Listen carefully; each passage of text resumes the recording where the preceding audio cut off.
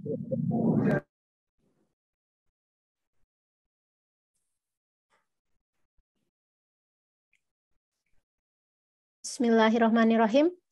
Suara saya terdengar ya teman-teman ya? Oke. Host boleh jadikan saya co-host? Boleh dibantu?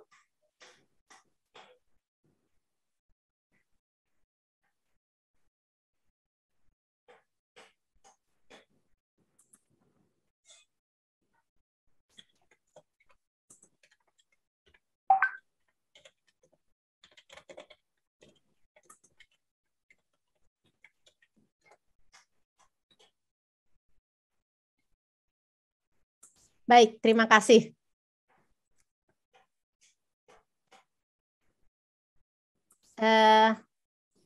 Boleh stop sharing ya, host ya?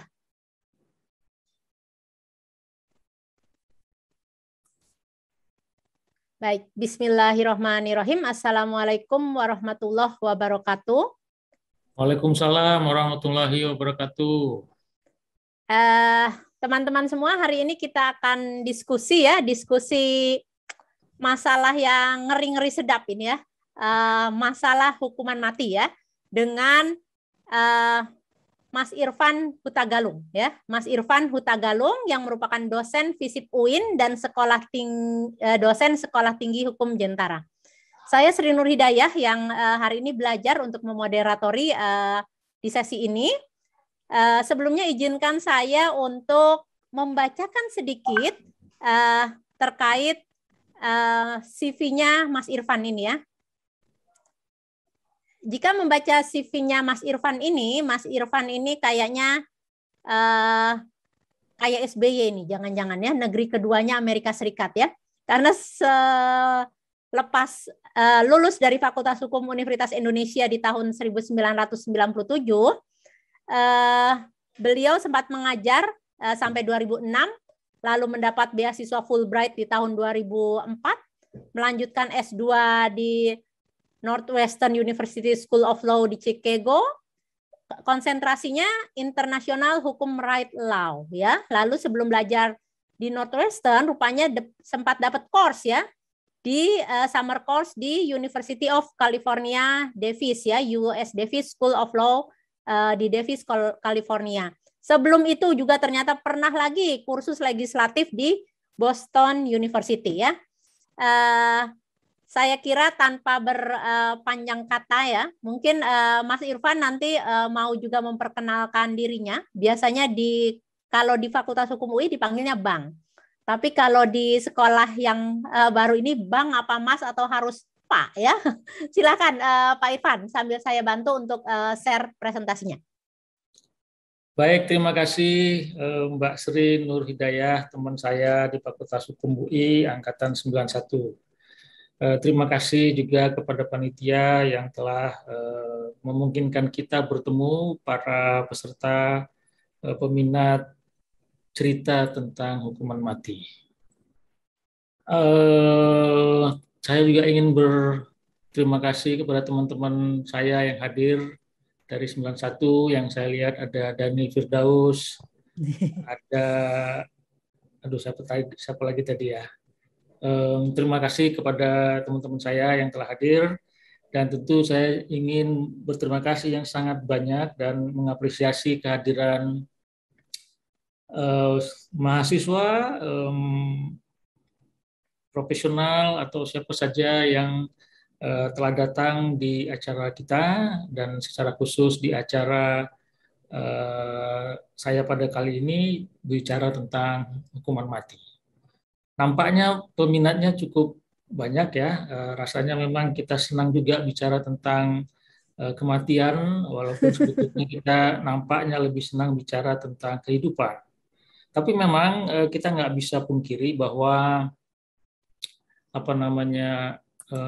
hukuman mati itu sangat kontroversi. Dan kalau saya tanya kepada kalian semua, siapa yang setuju hukuman mati, jumlahnya pasti banyak, dan mungkin setengahnya juga pasti menolak hukuman mati. Dan saya rasa itu nggak akan berakhir sampai dunia ini selesai. Jadi pro kontra itu akan terus berlangsung. walaupun mungkin jumlahnya bisa sangat dinamis. Ya. Di suatu masa mungkin yang pro hukuman mati lebih banyak, pada sisi yang lain mungkin pada waktu yang lain yang anti hukuman mati akan lebih banyak. Tapi as a matter of fact, sampai hari ini hukuman mati masih berlangsung, dan mereka yang menolak hukuman mati masih terus berkampanye untuk mencoba menghapuskan hukuman mati. Nah, yang mau saya bicarakan pada kesempatan kali ini adalah soal bahwa Indonesia itu masih menjalankan hukuman mati. Di sisi yang lain, Indonesia juga sudah menyatakan terikat kepada suatu konvensi namanya International Covenant on Civil and Political Rights yang isinya berusaha untuk menghapuskan hukuman mati. Jadi saya mau cerita sedikit tentang bagaimana Indonesia dihadapkan kepada kenyataan bahwa dia masih melakukan hukuman mati. Di sisi yang lain, dia terikat kepada suatu konvensi internasional tentang penghapusan hukuman mati atau upaya untuk menghapuskan hukuman mati. Nah, tentu ada hal yang penting untuk kita lihat ya di sini. Apa itu? Yakni apa argumen Indonesia? Sementara dia masih melakukan hukuman mati, di sisi yang lain dia punya kewajiban sebagaimana diatur di dalam konvensi itu. Nah, yang saya mau ungkap di sini, yang saya mau bahas dengan teman-teman semua di sini adalah apa argumen Indonesia dan apakah argumen Indonesia itu dapat dipertahankan. Jadi saya ulang lagi, yang mau saya bahas adalah bukan soal pro kontranya hukuman mati, tapi bagaimana Indonesia mempertahankan argumennya dihadapkan kepada kewajibannya terhadap hukum internasional. Dan terakhir saya mau bilang, kesimpulan saya adalah bahwa hukuman mati yang dilaksanakan oleh Indonesia, argumen terhadapnya itu problematik. Jadi dalam tempo 2 menit saya sudah selesaikan nih skrip paparannya. Nah, tapi tentu saya mau ungkap bagaimana ceritanya. Ya, pertama seperti yang dapat disampaikan di layar di sini bahwa ada badan yang dibentuk oleh International Covenant on Civil and Political Rights itu yang memantau pelaksanaan konvensi. Namanya adalah UN Human Rights Committee. UN Human Rights Committee ini pernah bilang, dan ini tidak sekali ya, bahwa lembaga ini mengecam hukuman mati yang dilaksanakan oleh Indonesia. Mengecam itu bahasa kita sehari-hari ya, tapi singkatnya mereka tidak senang dengan pelaksanaan hukuman mati di Indonesia. Lalu bagaimana Indonesia meresponnya? Indonesia bilang bahwa hukuman mati yang kami selenggarakan itu tidak bertentangan dengan hukum internasional, katanya. Dan jangan lupa, kata orang Indonesia, ini disampaikan oleh Kementerian Luar Negeri Indonesia, mereka bilang apa? Bahwa hukuman mati itu masih merupakan bagian dari hukum positif di Indonesia. Dan ini diteguhkan lagi dalam suatu putusan Mahkamah Konstitusi. Itu apanya? Starting point kita untuk membicarakan topik kali ini. Ada sanggahan, ada ketidaksetujuan, ada mungkin dalam bahasa saya bisa kita katakan kecaman dari suatu lembaga yang namanya UN Human Rights Committee yang dibentuk oleh International Covenant on Civil and Political Rights, di mana Indonesia terikat kepadanya, yang bilang hukuman mati Indonesia itu enggak benar. Di sisi yang lain, Indonesia bilang, oh benar, ini telah sesuai dengan hukum internasional dan telah sesuai juga dengan hukum nasional kami. Nah, itu starting point kita. Lalu bagaimana Indonesia mempertahankan argumennya? Nah, mari kita lihat slide berikutnya. Dan di sini saya tunjukkan the problem argumen Indonesia tadi. Yang pertama, bahwa bagi mereka yang meminati hukum internasional, dalam hukum internasional, kalau kita meratifikasi suatu konvensi, dimungkinkan untuk melakukan apa yang disebut reservasi. Reservasi itu apa? Reservasi itu bilang begini, negara peserta konvensi bisa menyatakan 1-2 pasal dari suatu konvensi itu tidak mengikat dia. Jadi dia bisa mengeksklud 1 pasal, 2 pasal, sepanjang itu tidak bertentangan dengan substansi konvensi, pasal tadi tidak mengikat dia. Nah, Indonesia itu tidak melakukan reservasi kepada pasal yang mengatur pembatasan hukuman mati. Dan juga upaya untuk menghapuskannya. Indonesia tidak mereservasi. Artinya dia fully understand, dia benar-benar paham bahwa dia terikat dengan pasal itu. Dan diberi kesempatan untuk tidak terikat, tapi dia tetap terikat. Oke, itu satu. Lalu kemudian di dalam konvensi itu disebutkan bahwa lembaga yang saya sebut di awal, Human Rights Committee tadi, itu berwenang untuk menafsirkan konvensi. Seperti yang mungkin teman-teman tahu, semua pihak itu bisa berbeda pendapat tentang isi konvensi, ya kan? Dua peserta konvensi, dua negara peserta konvensi itu bisa berbeda pendapat tentang isi konvensi. Apalagi perjanjian multilateral seperti ini. Nah, siapa yang kira-kira berwenang untuk menafsirkan kalau ada perbedaan? Maka salah satu tugas dari komite ini adalah memberikan tafsiran terhadap isi konvensi, termasuk tentang pasal 6. Nah, Indonesia itu tidak menolak kewenangan Human Rights Committee tadi. Sebagaimana state party pada umumnya, dia tidak menolak kewenangan tadi.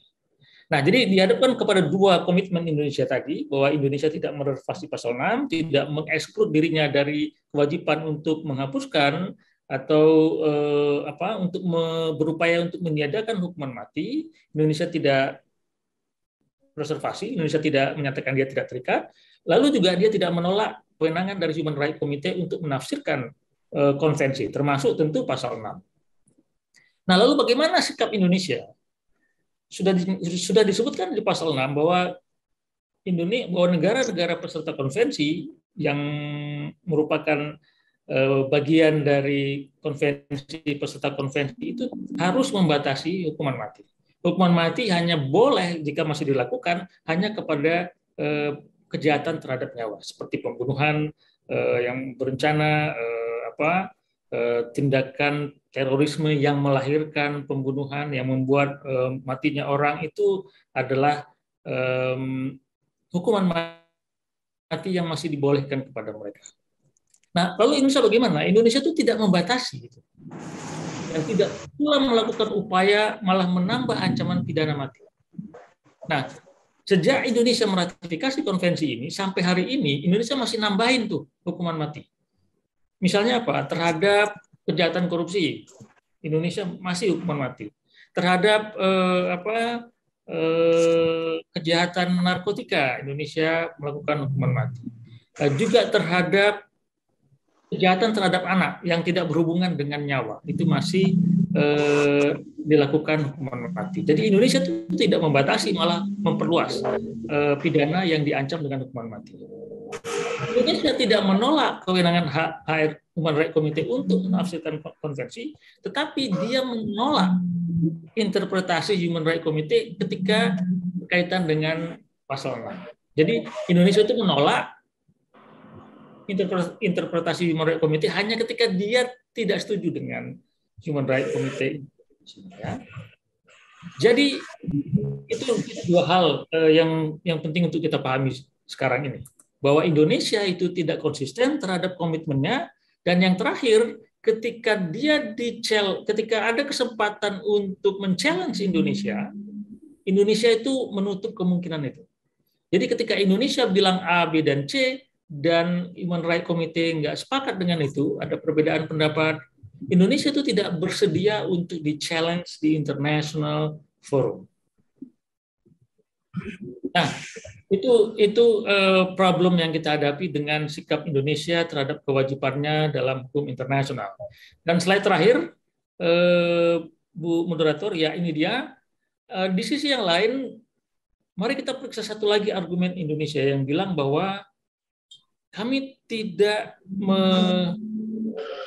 melanggar hukum internasional, dan kami melaksanakan hukuman mati itu karena hukum nasional kami bilang demikian. Kalau argumen yang pertama kita tidak melanggar hukuman, kita tidak melanggar hukum internasional, itu Indonesia tidak bersedia di challenge. Jadi agak sulit mempertahankan argumen Indonesia ketika dia tidak bersedia di challenge di forum internasional tentang pendapat dia itu. Nah, untuk pendapat dia yang terakhir bahwa hukum nasional itu membolehkan kami mengeksekusi para pelaku kejahatan yang telah kami tentukan dalam hukum pidana kami, argumen ini bertentangan dengan hukum kebiasaan internasional. Apa itu? Hukum kebiasaan internasional bilang bahwa negara yang telah meratifikasi konvensi internasional tidak bisa bilang bahwa dia tidak bisa melaksanakan konvensi yang dia telah terikat kepadanya dengan alasan bahwa hukum nasional kami bertentangan dengan hukum internasional itu. Dia tidak bisa bilang bahwa hukum nasional kami membolehkannya loh. Jadi kalau hukum nasional kami membolehkannya, ya jangan kami dibilang salah.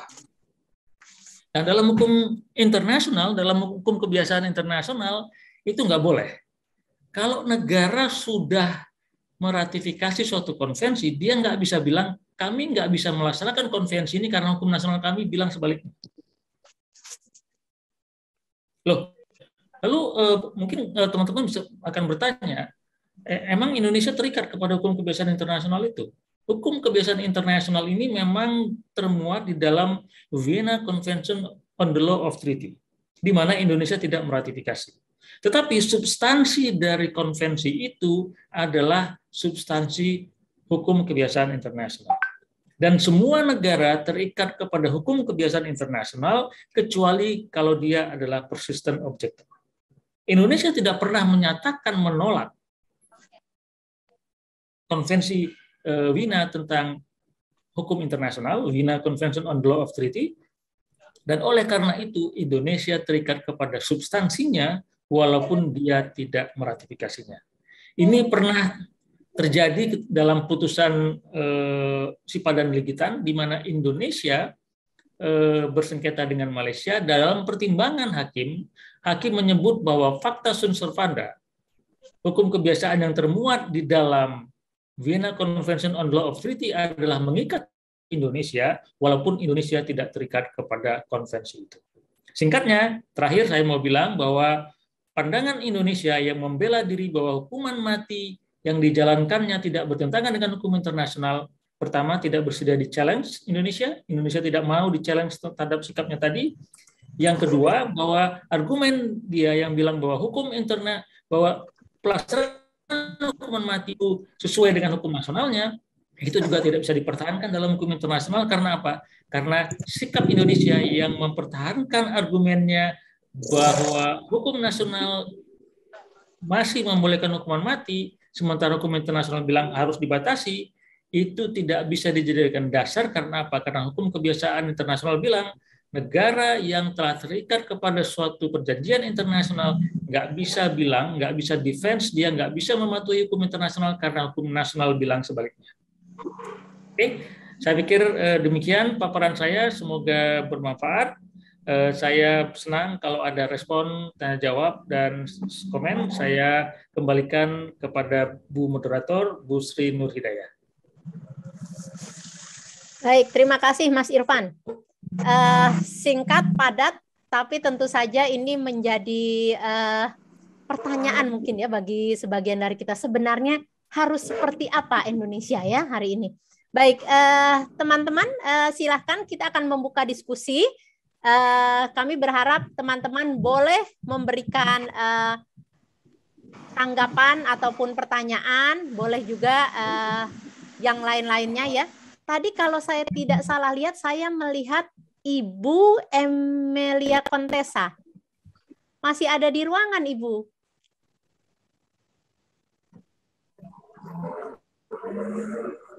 Tidak mungkin ya. Baik. Silahkan siapa dulu? Atau teman kita Mas Dani mau memberikan komentar dulu, Mas Dani? Mas Dani Firdaus, silahkan Mas Dani. Ya, Assalamualaikum warahmatullahi wabarakatuh. Salam. Saya malu nih ngomong di depan Bang Irfan. Waalaikumsalam. Jadi begini, Bang Irfan, terima kasih atas paparannya. Memang terlihat Indonesia tidak konsisten ya. Di satu sisi kita meratifikasi tanpa ada pengecualian, tapi di sisi lain kita bilang nggak bisa, hukum nasional saya begitulah kira-kira. Nah, pertanyaannya Bang Irfan, apakah performance Indonesia di dalam negeri itu bisa ada sanksi? Setahu saya di hukum internasional itu tidak ada sanksi kecuali tadi ada kesempatan di challenge, misalnya seperti putusan-putusan pengadilan di Eropa itu selalu ada mekanisme sampai ke Mahkamah Eropa kalau nggak salah ya. Nah, di Indonesia kan tidak ada. Bagaimana cara mengatasi itu dalam arti supaya pemerintah Indonesia bisa dikontrol? Demikian. Terima kasih. Baik. Saya langsung jawab, Bu Ya, Sri? langsung saja mungkin ya Mas Irfan ya, biar enak. Ya. Oke, baik. Terima kasih Bang Dani atas pertanyaannya.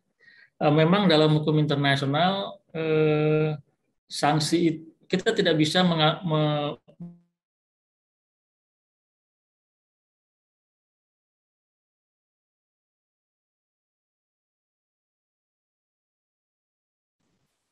Halo, Mas Irfan.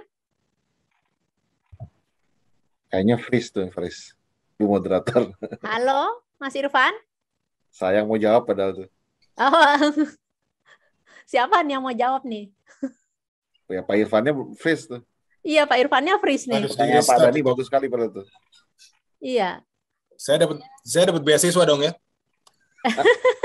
Sebentar ya, saya izin telepon Mas Irfannya sebentar Kasian ya. Pak Irfan nih, aduh. Apa lagi Sebentar. bergerak kali ya? Ya, sebentar saya telepon beliau dulu.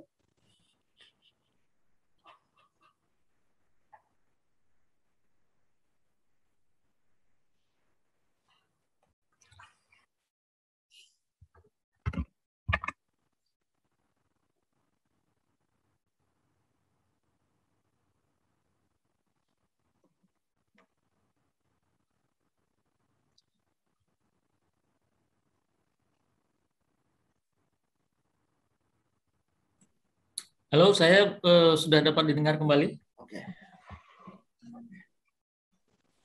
Ya, sudah. Oke. Oh, nggak pernah nih. Oke. Baik, Ya, sampai silakan.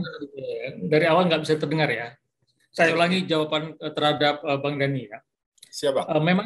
Memang kita tidak bisa menganalogikan hukum nasional sama dengan hukum internasional, di mana ketika ada pelanggaran hukum maka ada sanksinya. Dalam hukum internasional, apalagi dalam konteks yang kita bicarakan, pelanggaran terhadap konvensi International Covenant on Civil and Political Rights itu tidak bisa diberikan sanksi yang secara langsung terdampak kepada Indonesia. Nah, jadi memang sanksi dalam pengertian misalnya embargo, misalnya apalagi sampai Indonesia dikeluarkan dari peserta konvensi itu tidak pernah terjadi. Tapi memang tentu Indonesia akan berpikir panjang kalau dia mau melanggar sebetulnya. Karena apa? Karena Indonesia juga tentu punya keinginan agar dia punya citra yang baik di mata internasional. Jadi ketika dia menyampaikan sesuatu yang baik terhadap atau menasihati negara yang lain agar berbuat sebagaimana seharusnya menurut konvensi, Indonesia punya landasan moral untuk melakukan itu. Karena apa? Karena Indonesia patuh kepada konvensi. Jadi ketika Indonesia tidak patuh konvensi, tentu dia akan sulit untuk meminta kepada negara lain untuk melakukan hal yang sama, untuk mematuhi konvensi ketika dia tidak mematuhinya. Jadi singkatnya, tidak ada sanksi yang akan segera terdampak kepada Indonesia kecuali sanksi yang bersifat citra, bahwa Indonesia adalah salah satu negara yang sering mendapat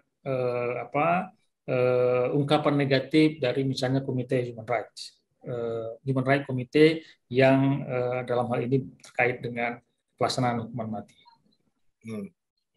Tapi di sisi lain kita malah pernah jadi presiden Human Rights PBB ya, Bang? Betul, itu pilihannya kan itu menjadi anomali ya, Bang? HAM itu adalah pilihan politik ya. Jadi negara negara berhasil, kalau dia berhasil meyakinkan anggota Dewan HAM untuk memilih dia, dan apalagi itu kan ada kuota ya, negara-negara itu dibagi giliran walaupun tidak secara saklek. Arab Saudi juga pernah jadi anggota Dewan HAM, padahal dia hobi sekali memenggal kepala orang. Jadi itu bukanlah bukanlah tanda bahwa dia punya reputasi baik di hak asasi manusia. Baik, Mas Vito boleh mengomentari? Nih, Mas saya Vito. udah mau nanya dari tadi Pak Daniel. Oh, jangan komentari dulu. Dia nggak boleh tanya tuh, curang tuh. Untuk teman-teman yang lain boleh ya raise hand untuk kemudian nanti akan kami sampaikan untuk membuka mic-nya. Silakan Mas Vito. Oke. Irfan, makasih nih. Dari begitu melihat daftar webinar yang saya pilih langsung ini topiknya Pak Irfan nih, mantap nih. Di sini, untung saya bukan orang Kemlu di sini ya, jadi saya nggak ngomentarin soal Kemlu lah. Saya di sini bukan sebagai orang Kemlu, sebagai alumni ya. Dan saya juga nggak pernah nangani karena saya nggak pernah di Dirjen Multilateral, saya nggak pernah terlibat langsung dengan negosiasi konvensi-konvensi itu. Cuma mungkin sedikit mengomentari tadi komentari yang Pak Dani dulu ya sedikit ya. Itu memang satu dinamika politik yang berbeda dengan dinamika hukum yang kita kenal. Kalau dalam kenapa Indonesia pernah jadi presidensi HAM dan sebagainya, tadi Pak Irfan sudah menyinggung sedikit karena terus terang ketika dalam forum-forum seperti itu yang terjadi adalah lebih banyak politik murni dalam artian kadang-kadang dagang sapi dan trade off dan sebagainya. Jadi bahkan Iran itu pernah jadi, Venezuela itu pernah jadi anggota Dewan HAM dan sebagainya. Kuba itu pernah jadi anggota Dewan HAM. Itu yang juga menyebabkan jadinya Dewan HAM itu sering dikritik orang kenapa negara-negara yang pelanggar HAM terberat justru menjadi anggota gitu. Nah, mudah-mudahan untungnya mungkin negeri kita tidak seburuk itu reputasinya walaupun ada juga kritiknya gitu. Sehingga ketika kita terpilih jadi Dewan HAM dan bahkan presidensi, ributnya tuh relatif kurang lah dari negara-negara tadi. Itu komentar saya. Untuk yang pertanyaan begini Pak Irfan, terkait konsistensi itu, bagaimana dengan negara-negara lain? Ada nggak contoh-contoh kasus negara lain ya, yang juga ekstrim, seperti tadi Saudi Arabia, atau kita tahu Singapura dan Malaysia yang juga masih menerapkan hukuman mati untuk narkotik ya. Saya kira masih itu sampai sekarang. Setahu saya juga masih banyak negara Asia yang Asia Afrika terutama ya yang memang masih menerapkan hukuman mati. Kalau negara-negara Eropa memang kayak Inggris atau Uni Eropa memang sudah, Inggris itu sejak tahun 67 menghapus hukuman mati. Uni Eropa saya lupa tahun berapa. Tapi maksud saya dalam konteks ini memang ada suatu dominasi yang agak kuat dari pandangan filosofis negara-negara Barat. Kenapa? Kali pendapat saya pribadi ya, semangat konvensi itu. Cuma memang sebenarnya harusnya kita bisa memanfaatkan tadi fasilitas-fasilitas yang Pak Irfan tadi sampaikan, tapi kenapa nggak dimanfaatkan saya juga nggak ngerti juga gitu di sini ya, kayak nggak bisa mengomentari di sini. Cuma memang saya menarik, apakah Pak Irfan juga melihat perilaku negara lain, apa ada nggak yang sama nggak konsistennya dengan kita misalnya, atau misalnya ada negara lain yang justru bisa mengikat diri juga kayak kita, tapi lebih sedikit pintar bermain lah, sehingga dia tidak mengalami inkonsistensi yang tadi disampaikan Pak Irfan. Nah, ini menarik Pak untuk menambah dan mungkin juga bisa mancing pertanyaan teman-teman yang lain. Makasih Pak Irfan dan Pak Dani. Terima kasih Bang Vito. Terima kasih Mbak Sri telah mempersilahkan kita untuk melanjutkan. Betul, itu pertanyaan yang menarik ya. Apakah Indonesia punya teman soal inkonsistensi ini? Apakah Indonesia selalu lone ranger dalam hubungannya dengan kewajiban hukum internasional? Yang saya ingat, Amerika Serikat adalah salah satu negara yang masih melaksanakan hukuman mati, baik di tingkat negara bagian maupun di federal. Walaupun di hukum federal kejahatan terhadap kejahatan federal itu masih ada hukuman mati, tapi sudah dimoratorium pada bulan Juli tahun ini. Nah, Cina, salah satu negara yang paling tinggi melakukan hukuman mati, itu tidak meratifikasi ICCPR, tidak meratifikasi konvensi yang mengupayakan penghapusan hukuman mati. Malaysia sempat ada sempat membuat suatu upaya, tapi kemudian kandas untuk menghapuskan hukuman mati, tapi kandas di legislasinya. Yang menarik soal Amerika itu seingat saya dia mereservasi pasal 6. Jadi pasal 6 itu direservasi sama Amerika. Jadi dia tidak merasa punya kewajiban untuk ngikutin itu, walaupun tentu sebagai sebagian pihak reservasi pasal 6 itu bertentangan dengan maksud konvensi. Tapi Amerika menunjukkan sikapnya bahwa dia tidak setuju dengan pasal 6 karena apa? Karena hukum nasionalnya masih memungkinkan dia melaksanakan hukuman mati. Lalu apa lagi ya? Jadi negara Cina dia nggak meratifikasi konvensi. Jadi dia tidak terikat. Nah, Indonesia masih melakukan itu padahal dia terikat kepada pasal 6. Nah, saya tidak melihat contoh lain yang sama dengan Indonesia. Walaupun saya yakin itu ada. Tapi memang saya belum sempat melihat negara-negara mana yang punya sikap inkonsistensi yang sama terhadap kewajiban dia dengan konvensi, terutama pada pasal 6, tapi di sisi yang lain dia masih melaksanakan hukuman mati. Ini pertanyaan bagus dari rekan saya dan membuat saya ada PR nih, untuk memeriksa negara-negara mana lagi yang sejenis dengan Indonesia. Terima kasih Bang Vito atas pertanyaannya. Terima kasih Bang Irfan. Thank you. Baik, siap. Ada lagi mungkin dari teman-teman yang lain? Ini saya lihat ada yang serius-serius nih, ada Mbak Lita Waro. Mbak Lita, mau komen nggak?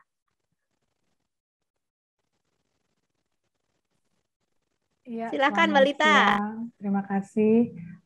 Saya ingin menanyakan apa ya alasan Indonesia kok menjadi inkonsistensi seperti itu? Apakah sudah ada semacam statement-statement atau wacana atau serupa dengan itu? Terima kasih. Baik. Sekaligus ini sebentar Pak Irfan, sekaligus ada pertanyaan di kolom chat dari Sudut Kalisat. Pertanyaannya gimana sih harusnya Indonesia bersikap supaya nggak abu-abu gitu loh, gitu ya. Oke, langsung sekaligus mungkin Pak Irfan dengan pertanyaannya Mbak Lita. Ya, terima kasih Mbak Sri. Mbak Lita,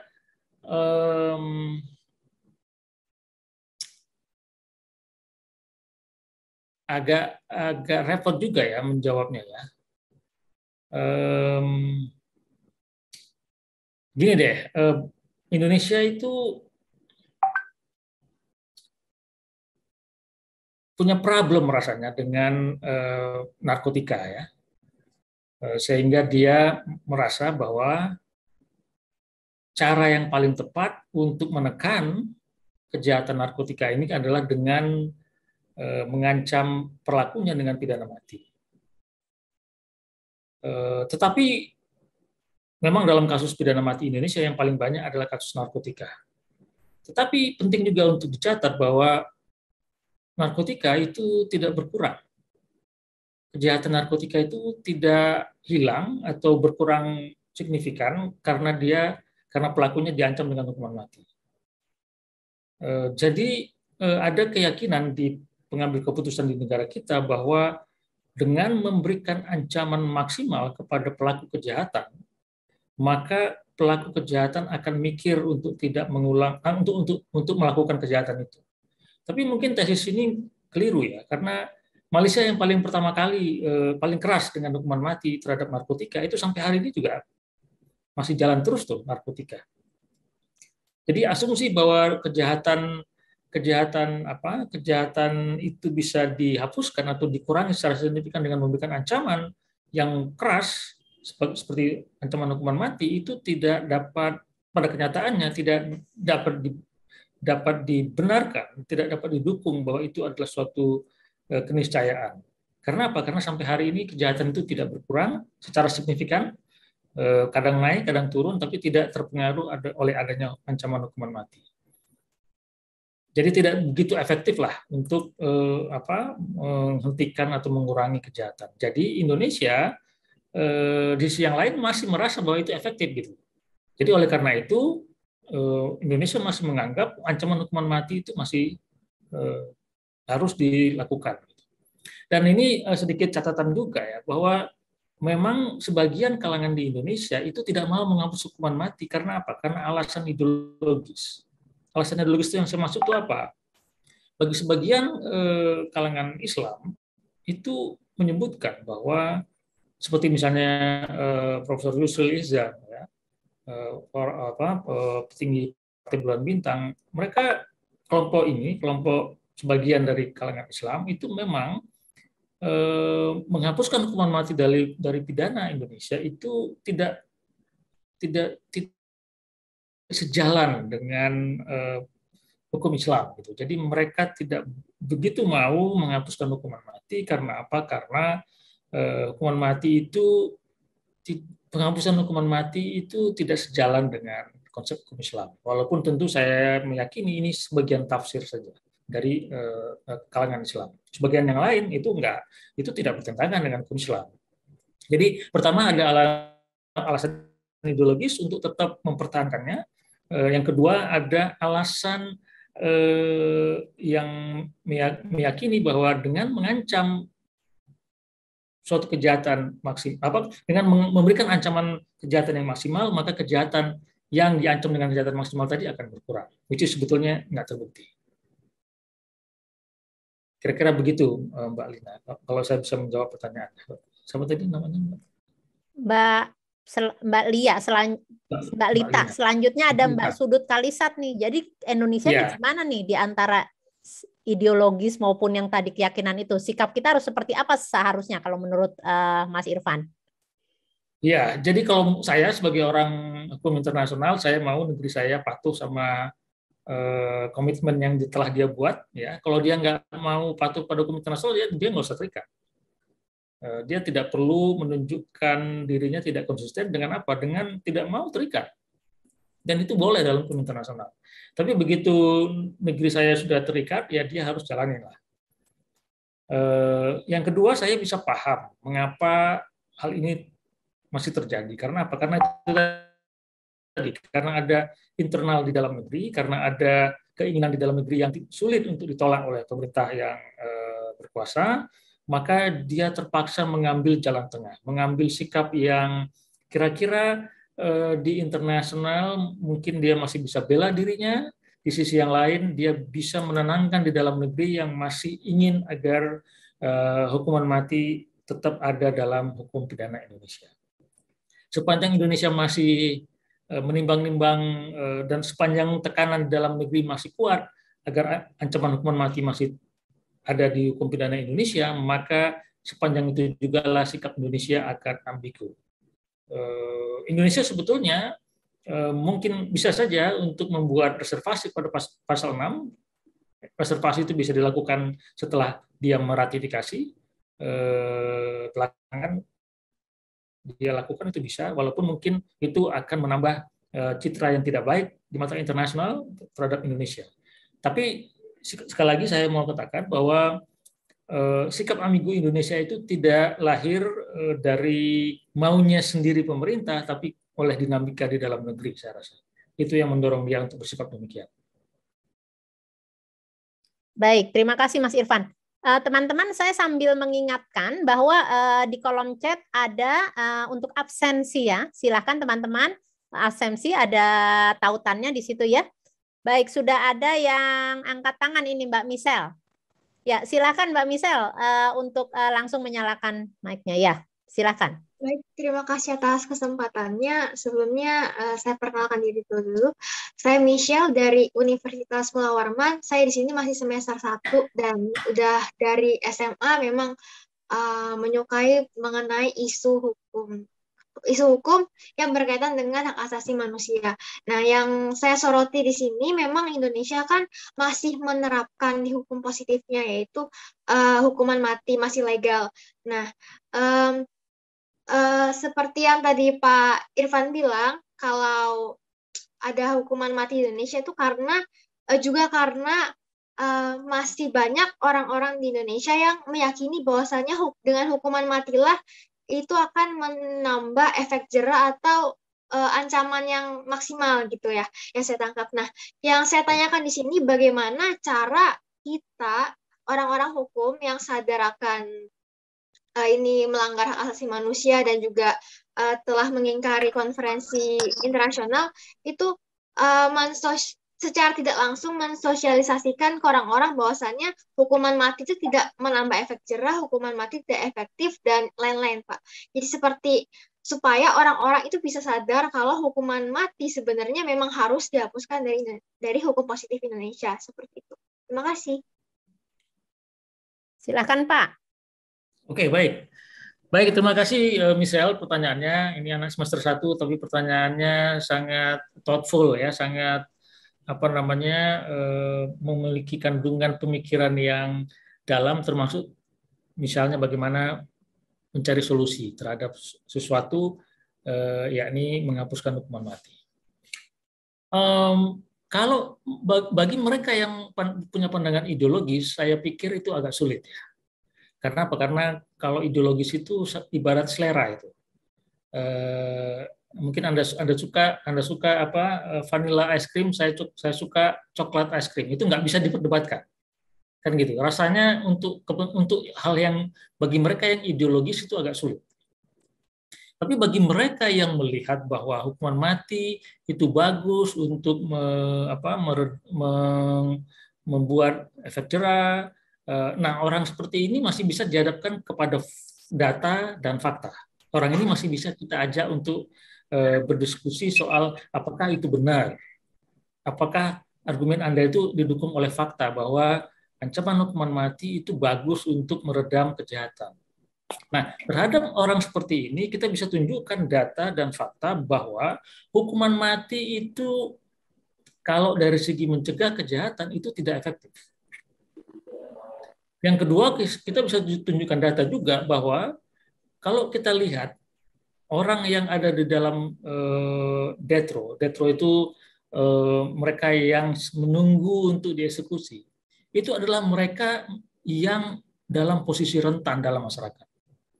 Di Malaysia misalnya, siapa mereka yang diancam dengan hukuman mati? Itu adalah kelompok minoritas.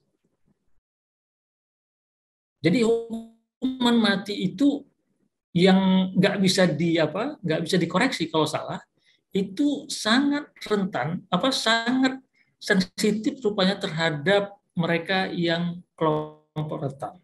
Nah, terhadap hal-hal yang seperti ini kita masih bisa tunjukkan data kepada mereka bahwa hukuman mati itu tidak membawa keadilan. Karena apa? Karena nih kelompok rentan yang paling terkena terhadap hukuman mati. Nah, biasanya juga hukuman mati itu diselenggarakan oleh negara-negara yang masih punya problem dengan proses hukum pidana, di mana dia tidak didampingi oleh pengacara, di mana penyiksaan terhadap saksi dan korban, tersangka itu masih lazim, sehingga proses peradilan yang fair itu sulit didapat. Seperti kasus yang pernah dialami oleh orang dari Nias yang tidak bisa berbahasa Indonesia, dan dia dipaksa untuk mengaku membunuh orang. Nah, kalaulah ini terus terjadi dan tidak ada koreksi sampai di Mahkamah Agung, maka kita akan mengeksekusi orang yang tidak bersalah. Nah, kalau dalam ancaman pidana biasa, misalnya ancaman 25 tahun, ketika belakangan kita ketahui bahwa orang itu tidak bersalah, dia difitnah, dia disiksa ketika diperiksa di kepolisian misalnya, maka kita bisa koreksi itu putusan dengan langsung mengeluarkan orang itu, walaupun tentu ada proses ya. Kita bisa keluarkan dia. Tapi bagaimana kita mengkoreksi putusan hukuman mati di mana orang itu sudah 5 bulan di dalam tanah misalnya. Kita nggak bisa membangkitkan dia untuk hidup kan gitu. Jadi hukuman mati itu punya problem soal bagaimana mengkoreksi kalau dia salah.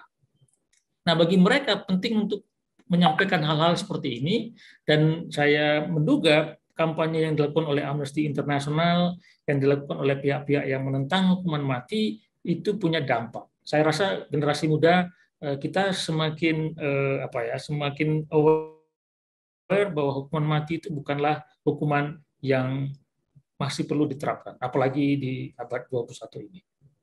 Demikian, Michelle, mudah-mudahan menjawab Anda. Oke. Terima kasih, Pak. Yes. Cukup ya, Michelle. Tetap semangat ya. Ada pertanyaan juga di kolom chatting ini, Mas Irfan. Ya. Bagaimana relevansi penerapan hukuman mati terhadap pelaku korupsi? Nah, ini bicara korupsi nih, sebagaimana telah diatur Undang-Undang Pemberantasan Tindak Pidana Korupsi. Dari Fepri Ginda Junaldi. Silakan, Mas Irfan. Baik, terima kasih Pepri. Betul, dalam Undang-Undang Tipikor ancaman hukuman mati masih ada. Dan sempat kemarin dikampanyekan oleh sebagian orang agar Menteri Sosial dan Menteri Kelautan yang melakukan korupsi itu diancam, itu dijatuhi pidana mati saja. Masa orang sedang kesusahan karena COVID, bantuan sosial yang diprogramkan oleh pemerintah dikorupsi oleh menterinya sendiri. Ya, orang patut marah betul kepada mereka, dan sebetulnya memang ancaman hukuman mati masih tersedia di Undang-Undang Tindak Pidana Korupsi. Nah, bagaimana kita bersikap? Apakah memang kita harus setuju dengan pidana-pidana tertentu, dengan latar belakang tertentu, dengan sirkumstansi tertentu kita perlu terapkan hukuman mati? Nah, bagi mereka yang setuju hukuman mati, tapi tidak mau menolak hukuman mati, dia akan tunjukkan argumen seperti ini, bahwa hukuman mati itu perlu. Ya, misalnya juga kepada pelaku genosida yang membunuh 800.000 orang di Rwanda, itu patut dihukum mati. Yang membunuh rejim Pol Pot di Kamboja, yang membunuh rakyatnya sendiri, jutaan orang, tengkoraknya dipamerkan sudah setinggi bukit gitu. Nah, untuk orang-orang seperti ini patut dihukum mati kan gitu. Nah, kalau kita menggunakan hukuman itu sebagai alat untuk melakukan pembalasan, maka hukuman mati itu punya justifikasi. Tapi masalahnya adalah apakah memang kita melakukan penghukuman itu karena kita melakukan pembalasan? Mata dilawan mata dibalas dengan mata, nyawa dibalas dengan nyawa. Kalau begitu argumen kita melakukan penghukuman, maka justifikasi terhadap kejahatan yang kita anggap sangat keji, termasuk misalnya dalam situasi sulit bangsa ini ada yang melakukan korupsi, maka memang patut untuk diancam hukuman mati bagi mereka yang menganggap hukuman adalah pembalasan. Nah, tapi sebetulnya pandangan yang menganggap hukuman adalah pembalasan itu sebetulnya itu pandangan masa yang lalu, ya. Zaman tribalism itu lazim, ya, orang dibunuh karena dia membunuh, ya. Di masyarakat-masyarakat yang masih belum maju itu penghukuman adalah pembalasan.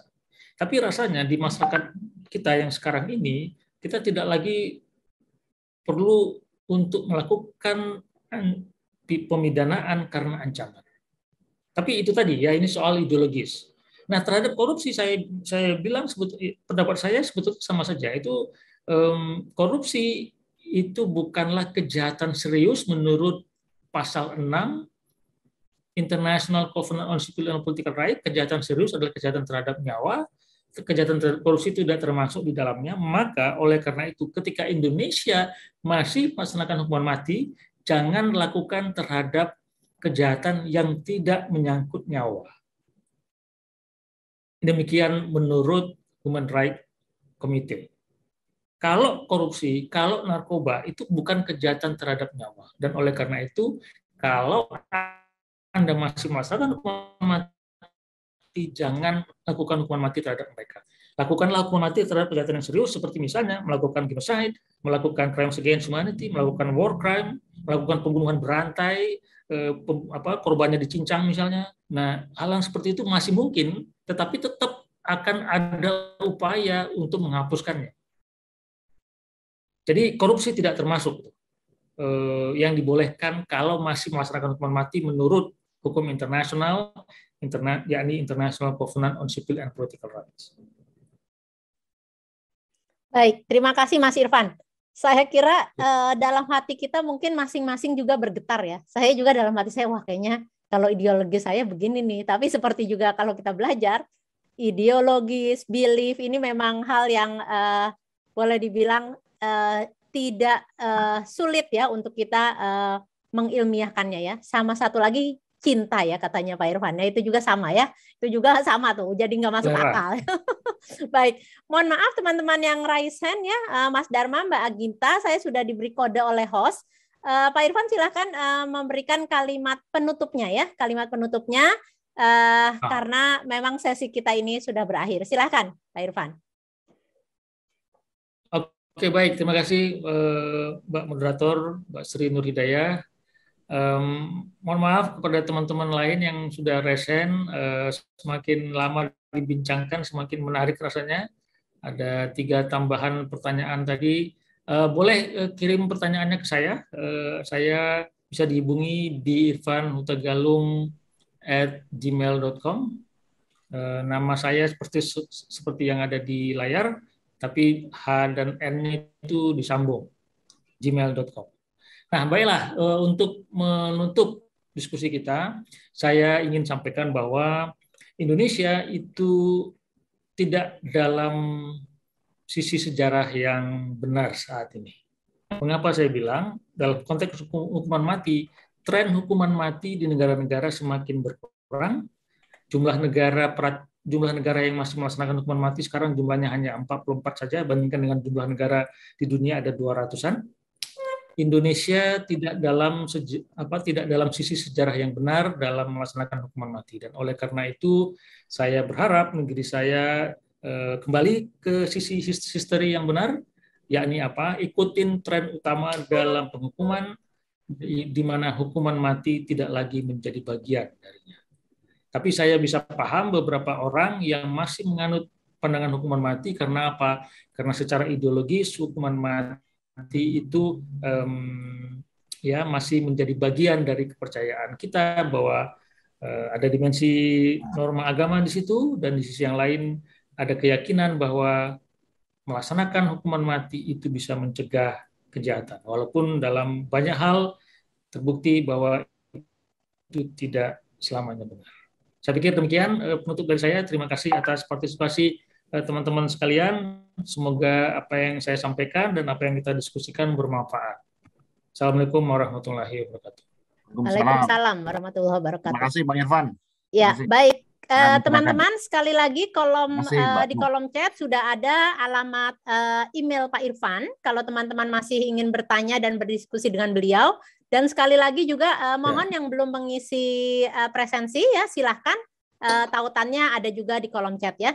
Sebagai penutup, di toko besi ada kayu tertata, kayu dilem sangat melekat.